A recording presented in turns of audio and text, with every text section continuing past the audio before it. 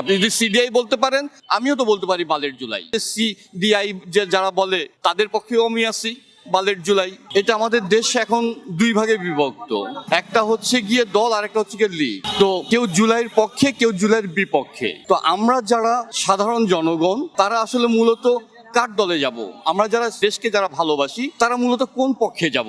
জুলাইয়ের পক্ষে যাব নাকি জুলাইয়ের বিপক্ষে যারা আছে তাদের পক্ষে যাব?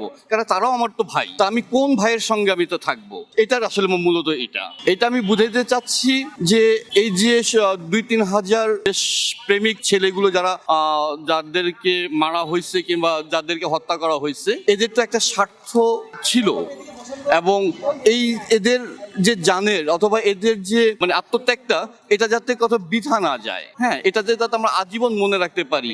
আমি লিখেছি এই দেশে দুর্নীতি, চাঁদাবাজ, ধান্দাবাজ।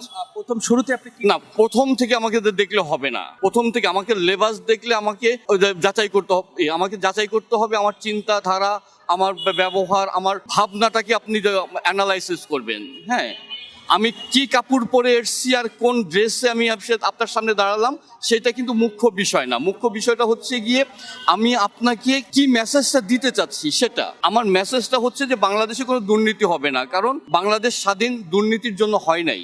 দুর্নীতিদের জন্য, চাঁদাবাজ ধান্দাবাজের জন্য বাংলাদেশটা স্বাধীন হয় নাই। 71 চাঁদাবাজ ধান্দাবাজের জন্য করানো হয়নি, কারণ বাংলাদেশটা স্বাধীন করছি আমাদের সুস্থ সুন্দর একটা দেশ পাওয়ার জন্য, সুজলা সফলা বাংলাদেশ পাওয়ার জন্য মূলত, তাই না? তো সেইটাই যেহেতু আমরা পাইনি, আমরা কেউ ভারত বিরোধী, কেউ হচ্ছে পাকিস্তান বিরোধী, ঠিক আছে?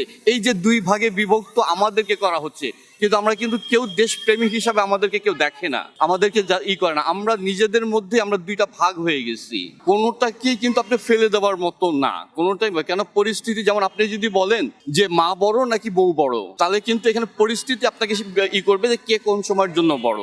তো ওইটাই আসলে মূলত হচ্ছে কি আমি মেসেজটা পাঠাতে যাচ্ছি যে আমাদের এই 24টা যাতে বৃথা না যায়। আর যদি যাদের বৃথা হয়ে যায় তারা ওই যে সিডিআই যে যারা বলে তাদের পক্ষেও আমি আছি বালের জুলাই। আপনি যদি সিডিআই বলতে পারেন তাহলে আমিও তো বলতে পারি ভাই, আমিও তো বলতে পারি বালের জুলাই, তাই না? আর আপনার বিবেকে যদি না বলতে পারে, আপনি যদি ওটাকে ঘৃণার চোখে দেখেন, তাহলে আপনি অবশ্যই বলবেন যে না, 24টা বৃথা যেতে দেব না।